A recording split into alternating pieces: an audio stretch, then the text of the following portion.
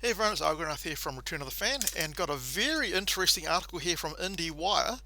Avengers Endgame producer admits studio worried that the female hero scene was too pandering. So I'm sure you've seen Avengers Endgame, right? Personally, I didn't really like that movie. It wasn't as good as Infinity War in my opinion, but it's okay if you feel differently, that's not a problem. But you all remember that scene, right? The girl power scene when all of the female heroes come from all around the battlefield, come together for that one scene, right? Which just screamed pandering to everyone who was watching that in the theatre. So let's have a read about what the producers thought about this particular scene. Avengers Endgame was widely celebrated by moviegoers across the world, but one moment during the movie's climax got routinely called out for pandering to fans. In fact, that is completely incorrect. That scene was not pandering to fans, it was pandering to the woke people of the left wing variety and also to the woke Twitter mob as well. Not the fans hated that scene because it just didn't make sense when you got people leaving where they are in the battle just to come up and team up for one particular part of the battle. That just seems ridiculous. That moment is when the majority of the franchise's female superheroes band together for a girl power moment during the final battle against Thanos.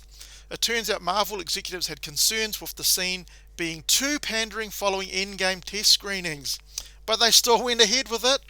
Such news is revealed by executive producer Trin Tran in the new MCU behind the scenes book.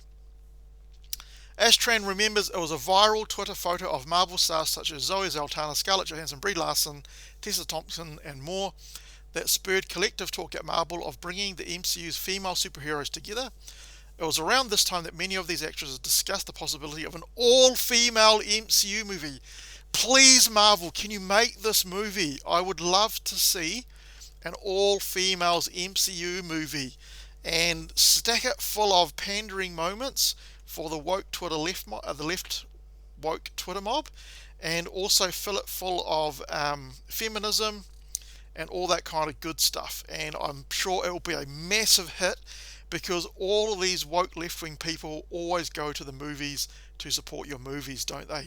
So please make this movie an all-female MCU movie. I can't wait to see this. I'd be really looking forward to you seeing that. Tran added, in earlier cuts we started test screenings.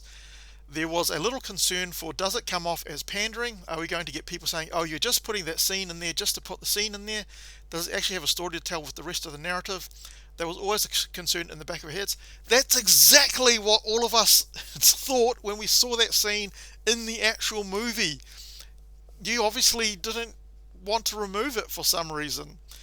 That's what everyone who's a fan actually thought, who's not a woke left-wing nutjob.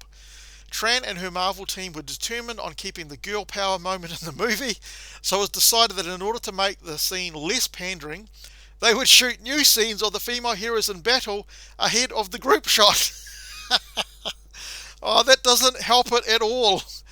The hope was that by showing these heroes separately first, the team up group shot will then feel more organically created and not forced into the light. No, it doesn't, because why are they going to leave where they're fighting these enemies to go up and get together with all the other female superheroes when where you were fighting is now a void and that could be completely overrun by the enemy? That just doesn't make any sense at all.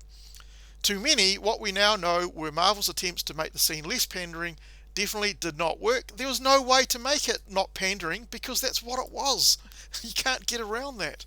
No matter the empowering intentions here, the scene feels empty as the women, some of whom didn't even have any lines in the script, simply line up, charge forth and look powerful as they do it.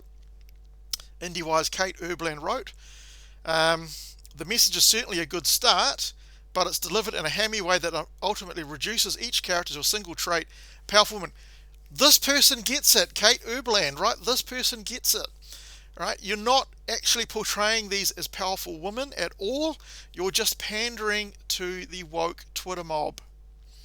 Urbland continues, it doesn't add anything to the film as a whole, nor does it expand on the characters themselves and their roles in earlier Marvel movies to prove they have nothing more to offer, even as the franchise has lagged when it comes to crafting films explicitly about its many female characters. While Marvel has plans to build on its strong base of female stars, from the recent success of Captain Marvel to the Black Widow standalone, the MCU can't afford this sort of superficial pandering when working towards catalyzing real storytelling change. Thank you so much, Kate Urbland. You are absolutely correct. It was just a blatant virtue signal and a pander to the woke left-wing mob. That's basically what it was from Marvel. I don't think there's anything else in the story. No, there isn't. So that's what I thought. What do you think of the girl power moment in in Endgame? Did you find it completely pandering and completely unnecessary as me, or do you feel differently? If you do, I'd love to hear your reasons. If you're willing to state them, don't worry. I'm not going to say anything bad about you or anything. I mean, everyone has their preferences and things, but I'd love to hear what your reasons are. And if you like this video, give it a thumbs up. If you don't like the video, you're welcome to give me a thumbs down.